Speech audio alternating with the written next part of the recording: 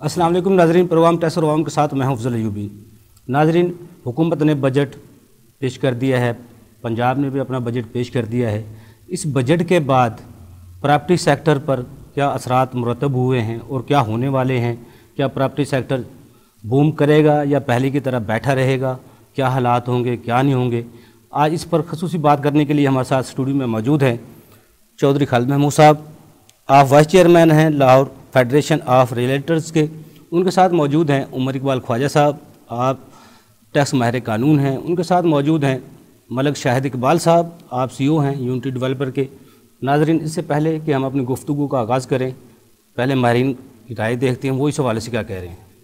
जो budget labour veg के बारे में है, एज़ पर स्टूडेंट जो मुझे पता है कि जैसे कि मिनिमम जो लेबर वेज है जो हमारे हैं वो बहुत कम है उनका, तो उनका जो सर्वाइवल ऑफ लाइफ है वो बहुत कम हो गया, मतलब वो बहुत डिफ़िकल्ट है उनके लिए जो सर्वाइव करना। तो उसके लिए मेरे ख्याल से गवर्नमेंट को और हमारी जो करंट हमारी जो गवर्नमेंट है उसको चाहिए कि उसको रेस करें और उनका जो लाइफस्टाइल है उसको अपग्रेड करें, उनसे स्टैंडर्ड्स को, जिससे उनका जो सारा स्टैंडर्ड है वो अपग्रेड हो सकता है। और इनको चाहिए कि ये फॉरवर्ड जो हैं अपने जो पॉइंट्स हैं इनको पुट करें।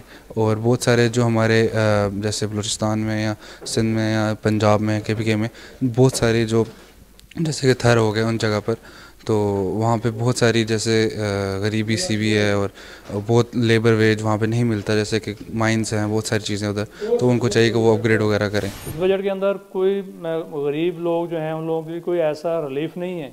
हम ये कहें कि इसमें कोई रिलीफ दिया गया है। टैक्सेशन ही टैक्सेशन है, महंगाई है और बहुत सी चीज़ें लगाई गई हैं। लेकिन जब तक हम जो नए टैक्स पेयर्स हैं वो नेट में नहीं लाएंगे उस वक्त तक हम जो एग्जिस्टिंग टैक्स पेयर हैं उसका बर्डन कम नहीं कर सकते। ये स्कीम बेसिकली ये डिस्करेज करती है उस ऑनेस्ट टैक्स पेयर को जो कि वॉलंटरी और प्रॉपर टैक्स दे रहा है, और वो बंदा जो कि टैक्स नहीं दे रहा है, टैक्स नेट में नहीं है, उसको आप नॉमिनल से टैक्स लगाते हैं, उसके बाद उसकी तमाम मनी वाइट हो जाती है और उसको कोई पूछने वाला नहीं है।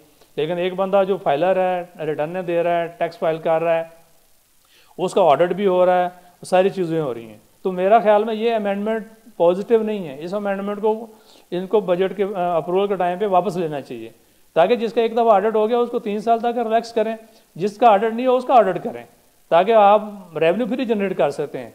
और अदरवाइज़ आप इस तरह करेंगे तो वैसे भी इस वक्त जो मौजूदा दौर में इकानमी के अंदर इतना दाम नहीं है कि वो इतना लोड बर्दाश्त कर सके। आपको ये पता है कि 1125 SRO के तहत 5 सेक्टर्स रिलेटेड थे। उसमें उसके अंदर टेक्सटाइल था, लेदर था, कारपेट था, सर्जिकल गुड्स थे और केमिकल्स थे। ये कौन से सेक्टर थे ये अब देखें ना, अगर हम टेक्सटाइल ही की बात करते हैं तो टेक्सटाइल एक ऐसा सेक्टर है जिसमें आम जो ना पब्लिक क्लोथ ही इस्तेमाल करते हैं। अगर हम लेदर को लेते हैं तो लेदर के जो है वो अमीर भी इस्तेमाल करता है और गरीब भी इस्तेमाल करता है। तो अल्टीमेटली इसकी एलिमिनेशन से जब इस 17% पे जाएगा तो डेफिनेटली जो महंगाई है वो बढ़ेगी और ये आम जो एंड कंज्यूमर है इसका इफेक्ट एंड कंज्यूमर तक जाएगा। मेरा मतलब है कि ये मानना है कि ये जो है इसकी एलिमिनेशन से महंगाई में बहुत ज़्यादा इजाफा होगा। CNIC की जो शिक है ये कंटिन्यू रहती है तो ये बहुत ज़्यादा टफ हो जाएगा जो मैन्युफैक्चरर्स के लिए सेल करना। तो ये एक जो है ना बहुत बड़ा एक इसके अंदर ड्रॉबैक है इस बजट के अंदर, ये कभी भी इसमें ये फुलफिल नहीं होगा। दूसरी इसके अंदर एक अच्छा इकदाम ये किया गया इस बजट के हवाले से कि रजिस्ट्रेशन ऑफ सेल्स टैक्स, ठीक है।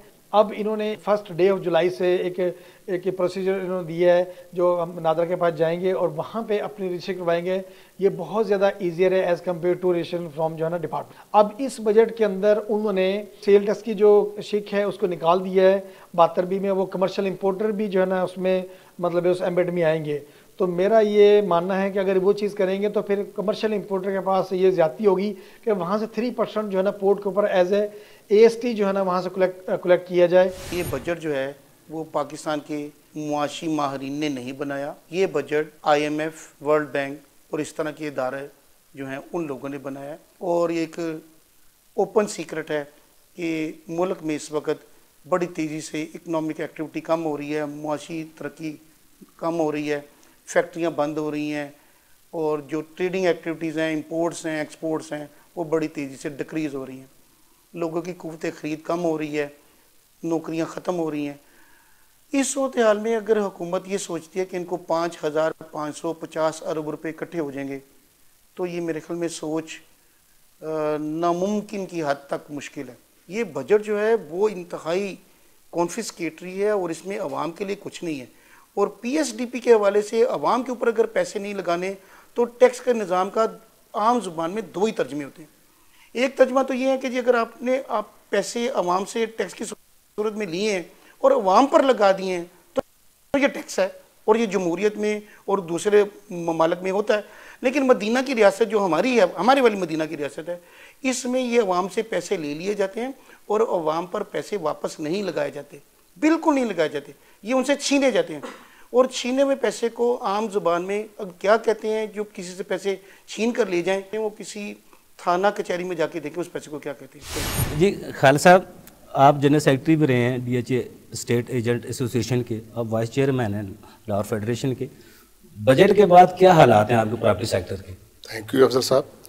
मैं उस वक्त 2016 में जब ये टैक्स लगे थे प्रॉपर्टी के ऊपर, जो कि पहले ऐसा निज़ाम नहीं था क्योंकि डीसी रेट और एफबीआर अलग-अलग आए, तो जो पहली दफ़ा जब हुआ तो मैं उस वक्त जनरल सेक्रेटरी था डीएचए स्टेट एजेंट एसोसिएशन का, और मैंने ये प्रोटेस्ट लॉन्च किया डीएचए में फर्स्ट टाइम, क्योंकि उस वक्त ये था कि उन्होंने कंपनीज वैल्यूएटर्स का जो था वो ऑर्डिनेंस जारी कर दिया था कि जो भी प्रॉपर्टी आपकी मार्केट में सेल के लिए जाएगी उस पर वैल्यूएटर कंपनीज उसको वैल्यूएट करेगी। तो मैंने डीएचए को इस बात पे कन्विंस किया कि ये देखें जी, वैल्यूएटर कंपनीज वाला जो आइन है, जो ऑर्डिनेंस है, ये तो एक पंडोरा बॉक्स खुल जाएगा, ये तो गलत असेसमेंट है, जैसे पहले भी करते थे, ये हमारे पास ये एक्सपीरियंस था।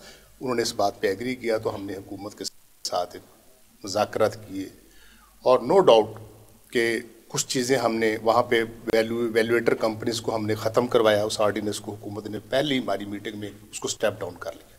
अगला मरला था एफबीआर का। एफबीआर रेट के ऊपर नो डाउट उन्होंने पूरे पाकिस्तान को इस बात पे लिया, जितने भी स्टेक होल्डर्स थे, वो एफबीआर वैल्यूज़ जब हमने उनको दी तो उसके बाद हमारा एक मुतालबा ये भी था कि आप सूबों को इस बात पे कन्विंस करें कि जो डीसी रेट और एफबीआर है इसको एक रेट बना दीजिए। उस वक्त के जो मिनिस्टर थे अपना सागडार साहब, उन्होंने ये मीडिया के ऊपर शाहजेब के प्रोग्राम में आके, मैं उसमें शामिल था, उन्होंने ये बात कमेंट की थी कि हम सूबों के इस बात पे कन्विंस करेंगे ताकि ये दो रेट ना हों, ताकि लोग कंफ्यूज ना हो। बाल वो नहीं कर पाए, आखिरकार वो सिलसिला चलता रहा।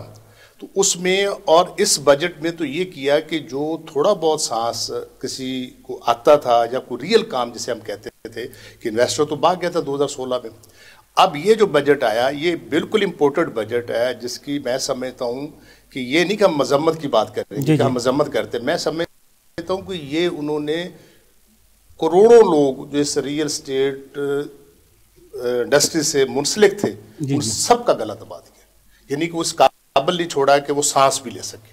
टैक्स देना तो बहुत दूर की बात है, आपने उनके ऊपर इस तरह के काम किए कि जो वायबल नहीं है, कि ना टैक्स कलेक्ट हो सकता है।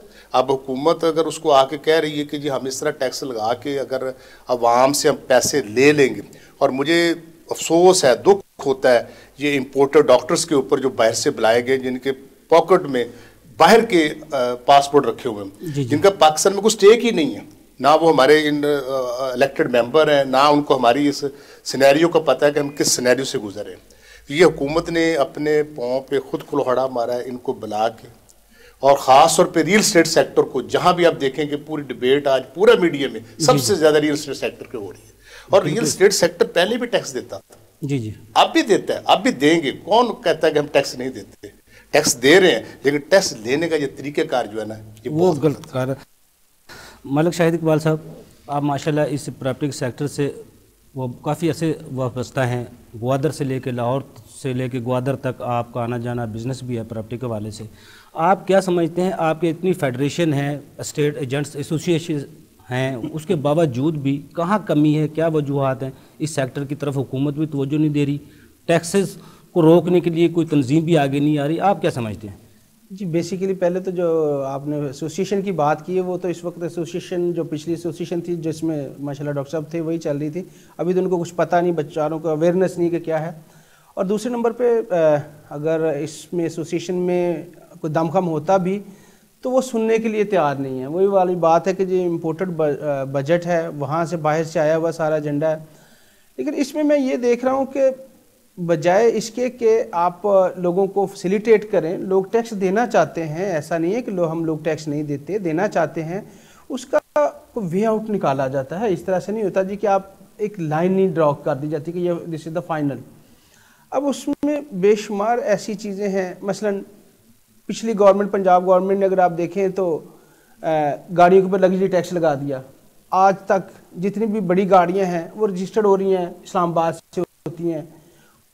वो जो रेवेन्यू बढ़ना था, बढ़ने के बजाय वो कम हो गया पंजाब गवर्नमेंट का। मैं हमेशा कहता हूं जी कि आप अगर आप DHA की अगर हम एग्जांपल कोट करता हूं मैं, 250-300 ट्रांजैक्शन डेली थी। अगर सपोज 100,000 पर ट्रांजैक्शन को गवर्नमेंट को मिल रहा था तो तकरीबन 2.5-3 करोड़ पे डेली का रेवेन्यू जनरेट होता था। अब वो कोई 5, 7, 8, 10 ट्रांजैक्शंस पे आ गई हुई हैं। अब बेशुमार चीज़ें हैं जो बेशुमार लोगों के रोज़गार इससे वाबस्ता हैं। ये गवर्नमेंट को होश के नाखून लेने चाहिए, इनको देखना चाहिए कि भाई इस वक्त आपने लोगों को बिल्कुल साइडलाइन कर दिया हुआ है। आप देखें अगर डिफेंस को अगेन फिर वही बैरोमीटर है, डिफेंस में मोर देन 40-45% ऑफिस क्लोज हो चुके हुए हैं और वो बेचारे अब और तरफ देख रहे हैं। नहीं शायद साहब मसला तो ये है ना, देखें आप जो रियल एस्टेट से वाबस्ता लोग हैं वो रजिस्ट्रेशन अपनी करवाते हैं, मेंबर बनते हैं, वो फीस देते हैं, सालाना फीस भी देते हैं। जो एसोसिएशन हैं उनकी आवाज़, ताकि वो उनको सपोर्ट एसोसिएशन की मिले, फेडरेशन की मिले। जिस तरह चैम्बर अपनी तजावीज़ देते हैं हुकूमत को, और एप्टा सेक्टर हो गया, शुगर हो गई, वो जाके हुकूमत से मुतालबा करते हैं, मुज़ाकरात करते हैं, जनाब ये टैक्स ज़्यादा है, ये कम करें, ये पीछे हटाएँ। कोई ऐसी उम्मीद है आपको जिस तरफ आपकी आवाज़ को उठाया जाए, हुकूमत तक पहुँचाया जाए, हुकूमत से मुज़ाकरात किए जाएँ, ताकि आपका प्रॉपर्टी सेक्टर दोबारा वो ज़िंदा हो सके, सांस ले सके। जिस तरह खालिद महमूद साहब फरमा रहे हैं, ये इंडस्ट्री आखिरी सांस ले रही है, हिचकोले खा रही है। जी, जिस तरह से आपने कहा कि हमारी एसोसिएशन और PTI बिल्कुल सेम, उसी तरह से जिस तरह से लोग वो तब्दीली चाहते थे, आज उस तब्दीली को भुगत रहे हैं। जी। सेम हमारी भी एसोसिएशन की वो तब्दीली चाहते थे लोग, और तब्दीली को भुगत रहे हैं। मैं क्या बता रहा हूँ आपको, यूबी साहब अवेयरनेस नहीं है, लोगों को पता ही नहीं है कि किस फोरम पे जाके बात करनी है, किस जगह पे जाके आप अपना मैसेज कन्वे कहाँ पे करना है, कहाँ से आपको हेल्प मिलनी है। ये हमारी एसोसिएशन में ये दमखम नहीं है। और दूसरे नंबर पे गवर्नमेंट भी वही बात है कि जी जिस तरह से इम्पोर्टेड बजट है, उनको बिल्कुल हमसे कोई सरोकार नहीं है। उनको ये है कि ये चीज़ें हैं, फाइनल है, और इसके ऊपर आप इम्प्लीमेंट करवाना है, दैट्स इट। उमर इकबाल ख्वाजा साहब, हमने अपने दोस्तों की बातें सुनी, क्योंकि आप तो कानूनी और माहिरीन भी हैं और टैक्स को बड़े करीब से देखते हैं। साहब का जो कुछ हुआ सो हुआ। मौजूदा बजट के बाद एमनेस्टी भी आ चुकी है, वो भी 30 जून आखिरी तारीख है उसकी। प्रॉपर्टी सेक्टर में जो नई उन्होंने तरमीम लाए हैं, टैक्सेस नए लाए हैं, आप क्या समझते हैं वफाक और पंजाब में प्रॉपर्टी सेक्टर दोबारा ज़िंदा हो सकेगा? देखिए, इसमें प्रॉपर्टी सेक्टर के ऊपर एक तो वफाकी बजट में कुछ नए हासिल के लिए टैक्सेस लगाए गए हैं, और कुछ सूबाई हुकूमत ने सर्विसेज के ऊपर टैक्स लगाया है। दोनों हुकूमतों ने के पेशे नज़र मुझे नहीं लगता कि टैक्स कलेक्शन का समझ नहीं आई बात। ऐसे लगा है जैसे उन्होंने इस सेक्टर को डेड करने का सोच लिया है। बिल्कुल ही उनकी अनटाइमली और उल्ट किस्म की गिनती है इसमें। मैं आपको बताऊं, अभी हुकूमत ने जो प्रॉपर्टी के ऊपर चेंजेस लेके आए हैं, उसमें 10 साल तक किसी भी प्लॉट को बेचने की सूरत में आपको कैपिटल गेन के ऊपर टैक्स किया जाएगा। उमर साहब, वो तो 3 साल का पहले लिमिट रखी थी, अब तो 5 साल भी कर दी, फिर वो उससे भी बढ़ा दी। 3 साल की लिमिट तो बड़ी रीजनेबल लगती थी, क्योंकि समझ आती थी, चले आगे आप कहते जी हमने इसमें स्पेकुलेशन को रोकना है। जी। लेकिन ये 10 साल की सूरत हाल मुझे नहीं समझ आती। इससे क्या हो रहा है, लोग प्लाट खरीदना ही छोड़ देंगे, ट्रांजैक्शन ख़त्म हो जाएगी। जब ट्रांजैक्शन ख़त्म हो जाएगा, टैक्स भी ख़त्म हो जाएगा। आपने टैक्स कैसे कलेक्ट करना है? जब आपने रजिस्ट्रेशन करानी है ट्रांसफ़र की, तब आपको टैक्स मिलना है। अगर रजिस्ट्रेशन ही नहीं होगी, अभी तो जो सूरत हाल है ये तो बड़ी सीरियस और आवाम के लिए डेंजरस है। आवाम को अभी तक जो घरों की प्रोविजन है वो हुकूमत तो नहीं कर रही, वो लोग कर रहे थे जिनको आप ज़बान आम में बिल्डर्स कहते हैं। वो एक प्लॉट खरीदते थे, 1-1.5 साल में उसके ऊपर घर बनाते थे, और 5 मरले से लेकर 2 कनाल तक का घर बनाते थे। और वो लोगों को घर मुहैया कर रहे थे। अब आपने बिल्डर को पाबंद कर दिया है कि जी वो 5 साल तक घर के बेचेगा तो वो भी टैक्स हो जाएगा, कौन बंदा जाकर खरीदेगा और देखो बेचेगा? प्रॉपर्टी सेक्टर में ब्लैक मनी तो बहुत ज़्यादा थी। 2016 में जब एटम बम गिराया गया टैक्सों का, 400 अरब यहाँ से बाहर चला गया, जो अभी तक वापसी जिसकी नामुमकिन हो आगे भी नहीं है। लेकिन अब ये प्रॉपर्टी सेक्टर में इन्वेस्टर जब नहीं हो गए, बिजनेस एक्टिविटी नहीं होगी, तो उसके लिए कुछ तरीक़ेकार तो हुकूमत ने इसमें बजट में कोई वाज़ह किया है, या अमनेस्टी में कुछ ऐसा कुछ तरीक़ेकार नज़र आ रहा है जिससे ये कोई सांस ले सके, अपने आप को आगे चला सके? बजट में तो कोई ऐसा तरीक़ेकार नज़र नहीं आ रहा। ठीक है, इन्होंने बजट को ऐसे, मैं वही कहूँगा, रीडिफाइन कर। अभी बजट अप्रूव नहीं हुआ, अभी भी हुकूमत को चाहिए ये जो ईयर का स्लैब है ना, 10 ईयर्स का स्ट्रेट, इसके अंदर 5 स्लैब पैदा करे। जी जी, 2 साल, 3 साल, 5 साल, 7 साल, 10 साल करे। इस तरह मत करे। दो सबके स्लैब, और हर स्लैब के ऊपर जैसे पहले स्लैब पर 25% की छूट है कैपिटल गेन में, उसको 35, 45, 55, 75, 100 करे, ताकि लोगों को इंसेंटिव रहे इसके अंदर। उमर साहब, इस बजट में कौन से नए टैक्स लाए गए हैं और कौन सी टैक्स कवानीन में तब्दीलियाँ की गई हैं, इसके बारे में हम थोड़ा सा बताइएगा, लेकिन ब्रेक से बाद आपसे जवाब लेता हूँ। नाज़रीन, छोटा सा कमर्शियल ब्रेक, हमारे साथ रहिएगा।